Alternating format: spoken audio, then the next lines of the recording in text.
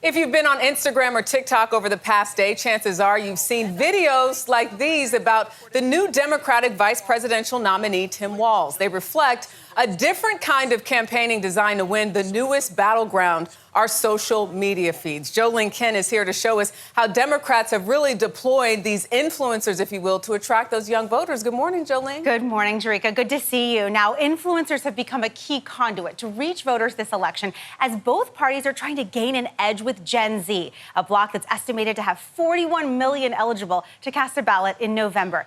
8 million for the first time. Look at the volume in this hair. 23-year-old Awasane made a name for herself dispensing beauty tips on TikTok. I just peed in the White House. So when she posted this video of her White House bathroom break, her 500,000 followers took notice. I was just shocked. I was like, did you guys see that marble? Sane, who met us in Houston, was one of a few dozen influencers invited to the White House to watch the State of the Union and meet President Biden. He said to us, the collective presence in this room has more viewership on Gen Z than all of traditional media combined. So here's my birth control vlog. It was this viral video she posted after the fall of Roe v. Wade Over the United States in my uterus. that initially caught the attention of a Democratic super PAC.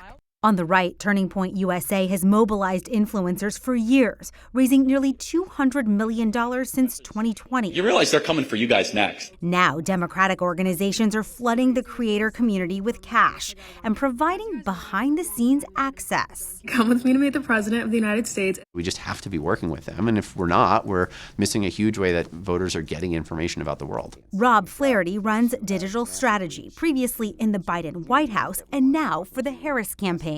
You think you just fell out of a coconut tree? He called the highly memeable Harris a massive asset as the campaign reaches out to thousands of influencers. What kind of coaching do you give influencers acting on behalf of the Harris campaign? Talking points, resources, base language. While Flaherty says the Harris campaign does not pay influencers directly, CBS News found a constellation of other Democratic political organizations that do.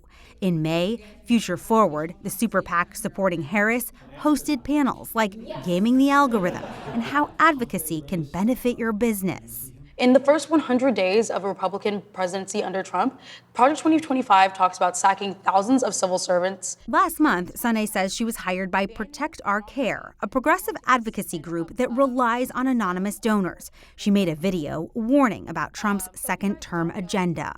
They almost help you script it, right? Right, definitely. She takes their talking points and puts them into her own voice, saying she always discloses when she's being paid. What's your rate? So a video just for a creator in my size, an average can go from $3,000 to $10,000 depending and upwards. This is a bid by campaigns to create authenticity at a small scale. University of Pittsburgh's Sam Woolley studies political influencers. How can you tell what is a genuine grassroots expression of political opinion versus what's being paid for? If you see multiple influencers spreading the same exact message, you can start to realize, some kind of coordination is going on. Next up for Sane, the Democratic National Convention. They just told us that if we wanted to put on our own show, that they would give us all the resources to do that. The Democrats are rolling out the red carpet. Definitely, and I'm glad to be on it. The beauty influencer now applying her own filter to this presidential campaign.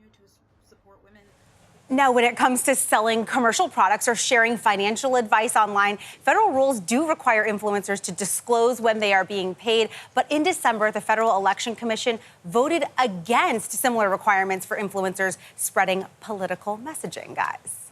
I am so fascinated by this, Gayle, because at first I couldn't decide, is this obnoxious or refreshing or creative? And after watching your piece, I've now come down to refreshing and creative, and very smart to do this way. Yeah, it's interesting. Learn how to do it. Yeah, it's interesting, and it's a whole different business model. Exactly. Both the campaigns and the super PACs having a strategy to reach more people. And the key thing here, it's not just influencers with millions of followers. Yeah. We're talking about micro influencers. Some people, say in Pennsylvania, in Bucks County, right, 30 followers. I love she took you behind the scenes, and I thought she was very good. It was Showed you how it was fascinating. done, She yes. really opened up the doors and showed us how this works. Gayle, thank you very much. Yes, What a yes, great yes. report. Great